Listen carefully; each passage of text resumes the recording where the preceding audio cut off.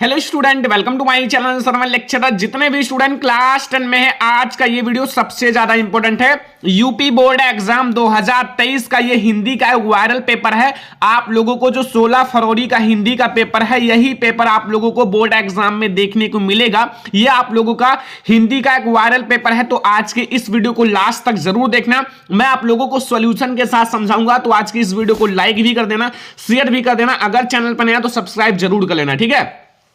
यह क्लास 10 हिंदी का एक वायरल पेपर है। जैसा 2023 बोर्ड एग्जाम में हिंदी का आप लोगों का 16 फरवरी को पेपर आने वाला है, ठीक है। पूर्णांक 70 नंबर का रहेगा, 70 नंबर का आपका पेपर रहेगा और आपके पास जो है 3 घंटे 15 मिनट का समय रहेगा, ठीक है। और यहां आप लोगों के कुछ नोट दिए हुए हैं, देख सकते हो। प्रारंभ के 15 मिनट पर साथी को प्रश्न पत्र पढ़ने के लिए निर्धारित है और प्रश्न पत्र 2 खंड में है, आ और बा, ठीक है। आ वाला आपका रहेगा 20 अंक का ऑब्जेक्टिव क्वेश्चन, यानी कि बहुविकल्पीय प्रश्न, जिसका आंसर आप लोगों को ओएमआर सीट पर देना है। और आपका खंड 12 रहेगा, वो 50 नंबर का वर्णनात्मक प्रश्न रहेगा, जिसको आप लोगों को कॉपी में अच्छे से लिखना होगा, ठीक है। तो सबसे पहले आप लोग ऑब्जेक्टिव क्वेश्चन देखो, जिसका आंसर ओएमआर सीट पर देना है, ठीक है।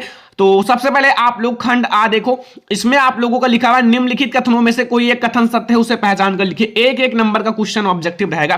पहला प्रश्न है, शुक्ल युग की कला अवधि है, शुक्ल युग की कला अवधि कब तक है? ऑप्शन नंबर क्या है? 1850 ईस्वी से 1900 तक, या 1900 ईस्वी से 1920 तक, या 1919 ईस्वी से 1938 तक, या 1938 ईस्वी से 1947 तक। तो बच्चों वेरी इंपॉर्टेंट, इसमें जितने भी क्वेश्चन है वो सबसे ज्यादा इंपॉर्टेंट है। आपको बोर्ड एग्जाम में यहीं से सारा क्वेश्चन देखने को मिलेगा। तो हमारा 1919 से 1938 ईस्वी तक हमारा होता है शुक्ल युग की कला अवधि, ठीक है। सारे क्वेश्चन आप लोगों को याद करना है और ये पूरा आप लोगों को क्वेश्चन तैयार कर लेना, ठीक है। छायोत्तर युग के प्रमुख कवि का नाम है, जो छायोत्तर युग है उसके प्रमुख कवि कौन है? ऑप्शन नंबर का है रामधारी सिंह दिनकर, खा है आप लोगों का डॉक्टर नागेंद्र, एंड गा है रामचंद्र शुक्ल, एंड घा है अध्यापक पूर्ण सिंह, ठीक है। तो छायोत्तर युग के प्रमुख कवि कौन है स्टूडेंट? तो छायोत्तर युग के प्रमुख कवि हैं रामधारी सिंह दिनकर। अगर आप लोग सही आंसर दोगे, 1 नंबर आपको तुरंत बोर्ड एग्जाम में मिल जाएगा, ये आप लोगों का बिल्कुल निश्चित होता है, ठीक है। अगला क्वेश्चन में आप लोग आओ, क्वेश्चन नंबर 3, भगवत शरण उपाध्याय द्वारा रचित निबंध कौन सा? 1 नंबर का ऑब्जेक्टिव है। भगवत शरण उपाध्याय द्वारा रचित निबंध कौन सा है? ऑप्शन नंबर का है ठूठा आम, खा है ठेले पर हिमालय, एंड यहां गा आप लोग कर लेना नदी के द्वीप या दृष्टिकोण। तो बच्चों भगवत शरण उपाध्याय द्वारा रचित निबंध कौन सा है? तो वो हमारा है ठूठा आम। ठूठा आम जो है वो भगवत शरण उपाध्याय द्वारा रचित निबंध है, ठीक है। आपका क्वेश्चन नंबर 4 है, सारे इंपॉर्टेंट ऑब्जेक्टिव क्वेश्चन इस वायरल पेपर में है, तो इसलिए आपसे रिक्वेस्ट है कि सारा क्वेश्चन तैयार करके जाना, क्योंकि आप लोगों को बोर्ड एग्जाम में 90% लाना है, तो बच्चा मेहनत करना पड़ेगा। रस मीमांसा के लेखक कौन है? ऑप्शन नंबर का है आचार्य रामचंद्र शुक्ल, खा है गुलाब राय, गा है भगवत शरण उपाध्याय, एंड गा है जयप्रकाश भारती। तो बच्चों रस मीमांसा के रचनाकार कौन है? आचार्य रामचंद्र शुक्ल। कौन है? आचार्य रामचंद्र शुक्ल। ऑप्शन नंबर का हमारा बिल्कुल सही है कि रस मीमांसा के जो रचनाकार हैं वो है आचार्य रामचंद्र शुक्ल। क्वेश्चन नंबर 5 देखो, शुक्ल युग के प्रमुख इतिहासकार हैं, शुक्ल युग के प्रमुख इतिहासकार बताना है। ऑप्शन नंबर का है डॉक्टर नागेंद्र, खा है हजारी प्रसाद द्विवेदी, गा है आपका बाबू गुलाब राय, एंड घा है इनमें से कोई नहीं।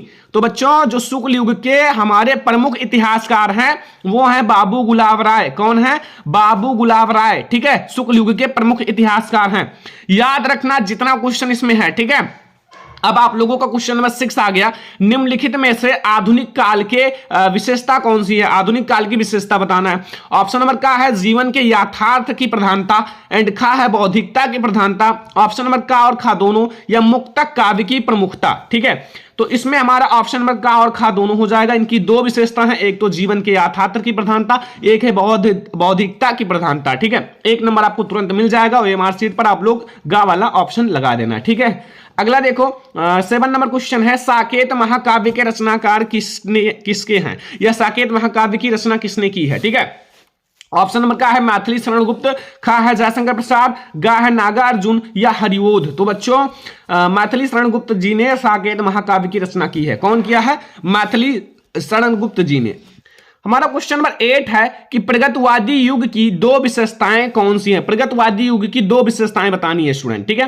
प्रगतवादी युग की दो विशेषताएं, ऑप्शन नंबर का है सौंदर्य भावना, खा है करुणा तथा नैस्य की भावना, या मानवतावादी प्रवृत्ति, या विद्रोह एवं क्रांति की भावना, ठीक है। तो प्रगतवादी युग की जो दो विशेषताएं हैं वो हमारा है गा मानवतावादी दृष्टिकोण और विद्रोह एवं क्रांति की भावना, यानी कि गा और घा हमारा दोनों सही हो जाएगा, ध्यान रखना हमारा क्वेश्चन नंबर 8 का, ठीक है।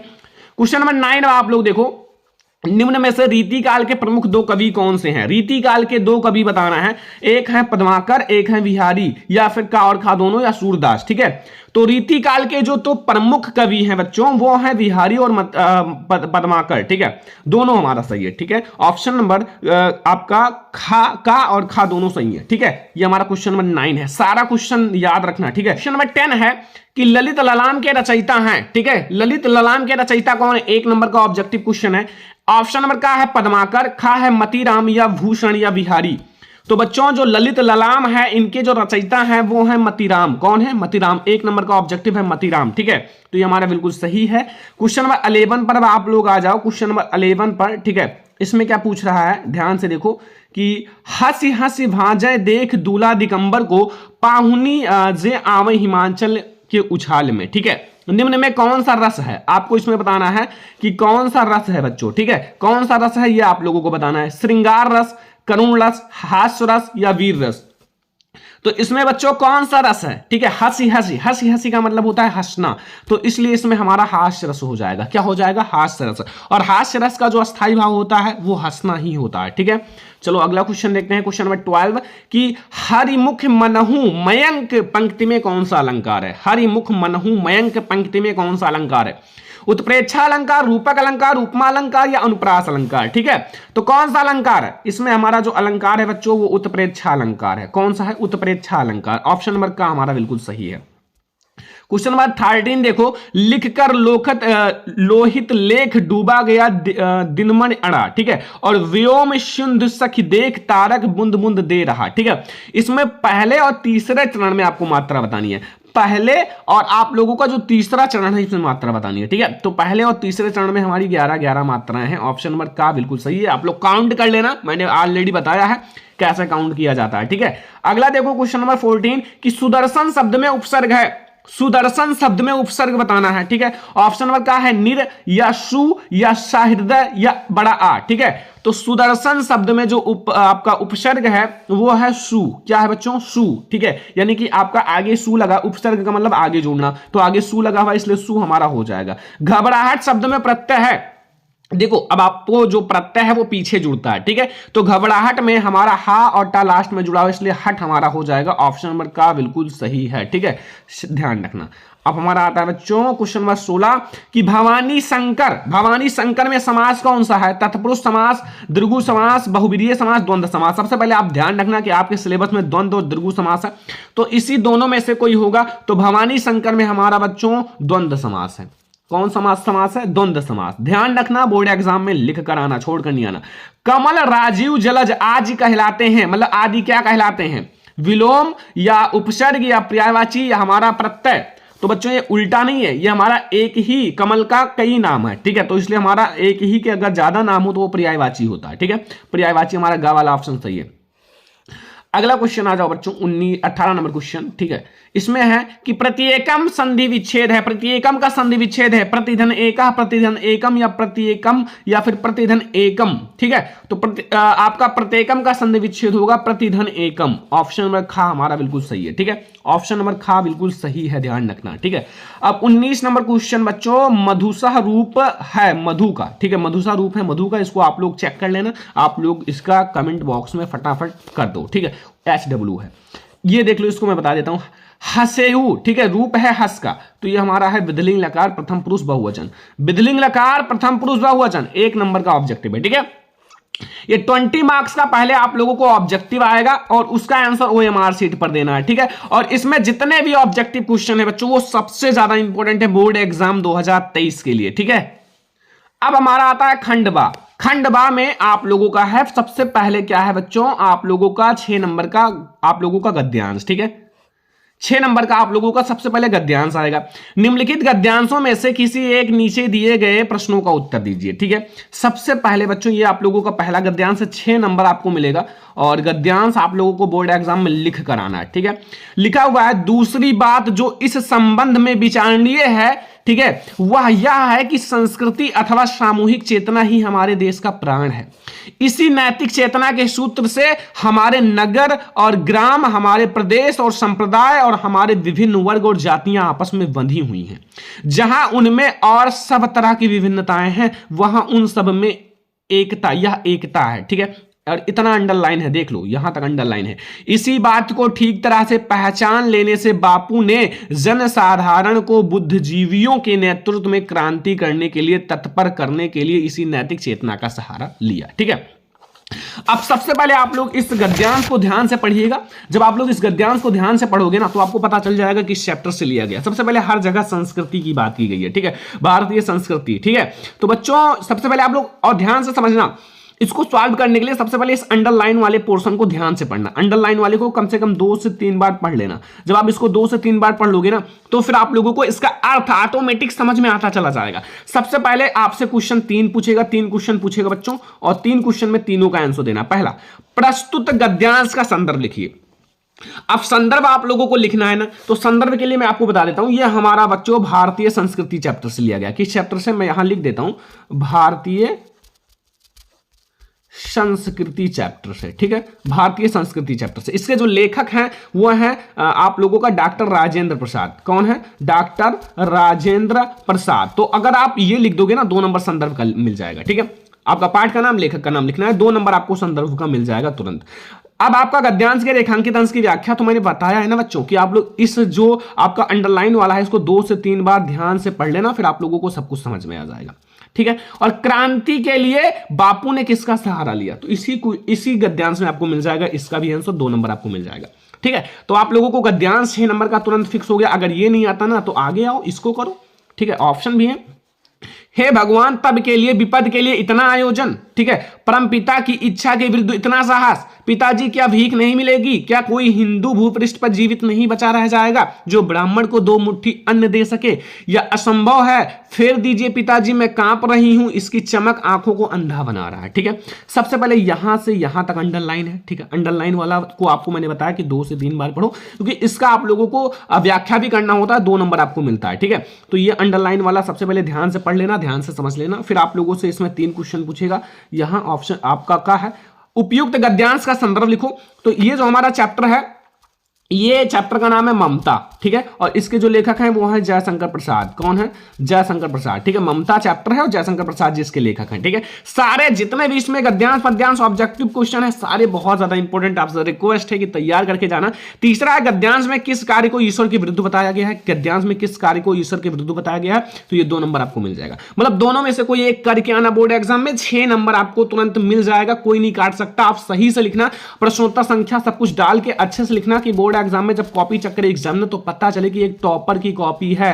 ठीक है, इतना ध्यान रखना। ठीक है, तो अब आप लोगों को आता है पद्यांश। पद्यांश देखो, निम्नलिखित पद्यांशों में से किसी एक का आपको करना, 6 नंबर मिलेगा। 2 पद्यांश रहता है, किसी एक को करना रहता है। ठीक है, अब आपके ऑप्शन देख लो। पहला है, ऊधव मोहि ब्रज बिसरत नाही, वृंदावन गोकुल वन उपवन संघन कुंज की छाही, और प्रात समय माता जसुमत अति अरुनंद देखत पावत, एंड माखन रोटी दहु सजावे अति हित साथ खवावत, गोपी ग्वाल बाल के संग खेलत सब दिन हसत सिरात, और सूरदास धनी धनी ब्रजवासी जिन्होंने हित जदुतात। ठीक है, तो इसमें बच्चों सूरदास वैसे भी लिख दिया, तो सूरदास के कवि हैं और पद चैप्टर से लिया गया, क्या दिक्कत है इसमें, तो वैसे भी आप सकते हो। आप लोग उसकी व्याख्या कर देना, आपको पूरा नंबर मिल जाएगा। ठीक है, संदर्भ लिखना, प्रसंग, व्याख्या सब कुछ आप लोगों को 6 नंबर मिल जाएगा। व्याख्या तो आपको बुक से पढ़ना ही पड़ेगा, जो इंपॉर्टेंट है उसको मैंने बता रखा है एक वीडियो में। ठीक है, अगर कहोगे तो मैं दोबारा बता दूंगा। ठीक है, इसमें देखो पहला आप लोगों को संदर्भ पूछेगा और हिंदी में अनुवाद करना, 2 नंबर मिल जाएगा। ठीक है, एंड यहां फिर 2 क्वेश्चन और है बच्चों, श्री कृष्ण किसके ध्यान में खो गए थे, और वृंदावन गोकुल उपवन संग कुचन की छाया में आपको आशय स्पष्ट करना, इसका आप लोगों को अर्थ बताना है। ठीक है, अगर ये नहीं आता तो ये करो बच्चों, ये वाला, सेना नायक राणा के भी ठीक है, रण देख देख चाह भरे, एंड आप लोगों का मेवाड़ सिपाही लड़ते थे उत्साह से, क्षण मार दिया कर कोड़ों से, और रण किया उतर कर घोड़ों से, और राणा रण कौशल दिखा दिखा। ठीक है, अब आप लोग अगर वो नहीं आता तो इसको कर दो। ठीक है, इसमें भी वही चीजें हैं, 3 क्वेश्चन पूछेगा, एक तो संदर्भ प्रसंग व्याख्या पूछेगा 2 नंबर का, फिर क्षण मार दिया कर कोड़ों से पंक्ति में निहित भाव स्पष्ट कीजिए, और फिर आप लोगों को इसमें अलंकार बताना है। ठीक है, तो मतलब आप लोगों को गद्यांश पद्यांश में ऑप्शन होते हैं, 6 नंबर का रहेगा, कोई एक करना रहता है, 2 रहेगा, 2 में से किसी एक को करना। और इसमें जितने भी गद्यांश पद्यांश है बोर्ड एग्जाम के लिए वेरी इंपॉर्टेंट है। ठीक है, इसमें जितने जीवन परिचय हैं वो बिल्कुल तैयार कर लेना। निम्नलिखित लेखकों में से किसी एक लेखक का जीवन परिचय, उनकी रचना लिखना है 5 नंबर का।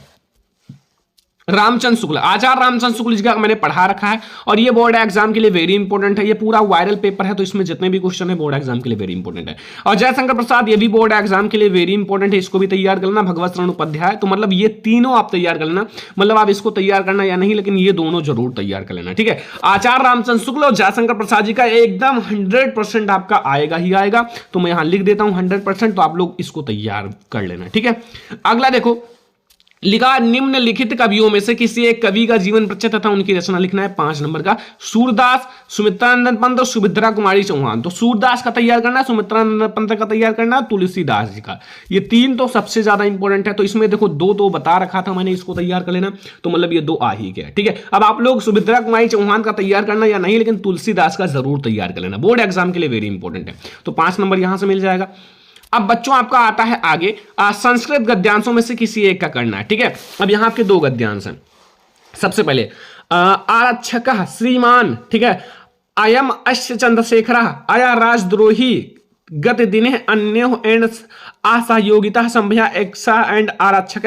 ठीक है, तो ये आप लोग बच्चों पढ़ लेना, और आप लोगों का अलछेंद्रा एंड ये सब चंद्रशेखरा इन चैप्टर से है, अगर वो नहीं आता तो यहां से आप, ये भी उसी चैप्टर से लिया गया है। ठीक है, तो मतलब आप लोगों के लिए वाराणसी चैप्टर बहुत ज्यादा इंपॉर्टेंट है, इसको जरूर तैयार कर लेना, और ये जो मैंने इसमें बताया है गद्यांश, ठीक है, संस्कृत का, इसको जरूर तैयार कर लेना। ठीक है, फिर आप लोगों का पद्यांश, इसमें दोनों बहुत ज्यादा इंपॉर्टेंट है, बोर्ड एग्जाम के लिए ये 2 बहुत ज्यादा इंपॉर्टेंट पद्यांश है। निम्नलिखित संस्कृत पद्यांशों का आप लोगों को संदर्भ अनुवाद लिखना है 5 नंबर का। देखो, सर्वे भवन्तु सुखिनः सर्वे सन्तु निरामया सर्वे भद्राणि पश्यन्तु मा कश्चित् दुर्भागा भवेत्। ठीक है, इसको जरूर तैयार कर लेना। और हमारा अगला है मरणम मंगलम यत्र विभूषणम एंड भूषणम, एंड आप लोगों का कैपीनम यत्र कैसे सह काशिकेन मोयते। ठीक है, तो ये दोनों बहुत ज्यादा इंपॉर्टेंट है बोर्ड एग्जाम के लिए, आप इन दोनों को तैयार कर लेना बोर्ड एग्जाम के लिए। ये पूरा वायरल पेपर है, तो इन दोनों में से कोई एक करना है। ठीक है, एक श्लोक आप लोगों को लिखना है, अपनी पाठ्य पुस्तक के संस्कृत खंड में से कंठस्थ किया हुआ कोई एक श्लोक लिखिए। 2 नंबर का रहेगा। एक श्लोक लिखना है, जो भी आपको याद है उसको लिख देना, जो इस प्रश्न पत्र में ना हो ये ध्यान रखना। मतलब इस दोनों को छोड़कर, इन दोनों को छोड़कर आप लोग जो श्लोक लिखना, ठीक है, इन दोनों को छोड़कर, ये प्रश्न पत्र में है तो इनको आप बिल्कुल भी मत लिखना, ये ध्यान रखना। ठीक है, अब आप लोगों का आता है स्टूडेंट, ये बहुत ज्यादा इंपॉर्टेंट, इसको मैंने बता रखा है। निम्नलिखित में से आपको 2 आंसर देना 4 नंबर का, बहुत ज्यादा इंपॉर्टेंट बच्चों, 4 नंबर आपको मिल जाएगा। और इसको मैंने 12 से 15 बता रखा है, उसको तैयार कर लेना। पहला, गीतेह का संदेशा, चंद्रशेखरा स्वनाम किम आकथत, एंड कुत्र लोह्यम विज्ञातम, एंड वातानम शीघ्रम किम अस्ति, एंड अस्तुरम मित्रम का भवति। ठीक है, 4 नंबर। तो इन 5 को आप तैयार कर लेना। मैं आपको बता रहा हूं कि हिंदी का एक वायरल पेपर है, आप लोग इसमें जितने भी क्वेश्चन हैं उसको तैयार करके ही बोर्ड एग्जाम में जाना। ठीक है, तो ये 5 में से 2 का लिखोगे 4 नंबर मिल जाएगा। अगला देखो, निम्नलिखित में से कोई एक आपको विषय में निबंध लिखना है 9 नंबर का। छात्र के लिए पुस्तकालय की उपयोगिता, अपने मन से लिख सकते हो यार, छात्र के लिए पुस्तकालय की क्या उपयोगिता है, बहुत आसान है। एंड विज्ञान वरदान है अभिशाप, मैंने बता रखा है, विज्ञान वरदान है अभिशाप तैयार कर लो। वन महोत्सव पर तैयार कर लो। ठीक है, इन सबको मैंने बता रखा है। योग शिक्षा आवश्यकता और उपयोगिता, बेटी बचाओ बेटी पढ़ाओ। बच्चों 5 में से 3 से 4 मैंने बता रखा था कि बोर्ड एग्जाम के लिए इंपॉर्टेंट है, तो ये 5 में से कोई 2 से 3 4 तैयार कर लेना, और खुद से भी तैयार कर लेना। प्रदूषण की समस्या तथा समाधान को जरूर तैयार कर लेना। प्रदूषण की समस्या तथा समाधान आपके बोर्ड एग्जाम के लिए वेरी इंपॉर्टेंट है। ठीक है, अगला देखो, आप लोगों को स्वपठित खंड काव्य के आधार पर प्रश्नों का उत्तर देना है 3 नंबर का। आपको एक खंड काव्य तैयार करना है बच्चों, जो भी आपके उधर आता है। जैसे हर एक जिले का अलग अलग खंड काव्य होता है, देख सकते हो बहुत सारे खंड काव्य हैं, 3 नंबर का है।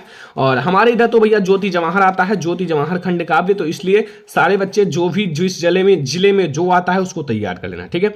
तो ये हमारा है बच्चों एक हिंदी का वायरल पेपर, ठीक है। अगर आप लोग ये पेपर सॉल्व करके बोर्ड एग्जाम में जाते हो, ये बच्चों एक हिंदी का क्लास 10 का एक 2023 बोर्ड एग्जाम का वायरल पेपर है। यही आपको 16 फरवरी को हिंदी का पेपर देखने को मिलेगा। तो जितने भी बच्चे देख रहे हैं इस वीडियो को लाइक भी कर देना, शेयर भी कर देना, अगर चैनल पे नया तो सब्सक्राइब भी कर लेना। और भी मैं आप लोगों को सब्जेक्ट का पेपर लाऊंगा और हिंदी का मैराथन वीडियो आने वाला है, तो सभी लोग तैयार रहना देखने के लिए। तो चलो हम लोग मिलेंगे नेक्स्ट इंपॉर्टेंट वीडियो में, तब तक के लिए धन्यवाद।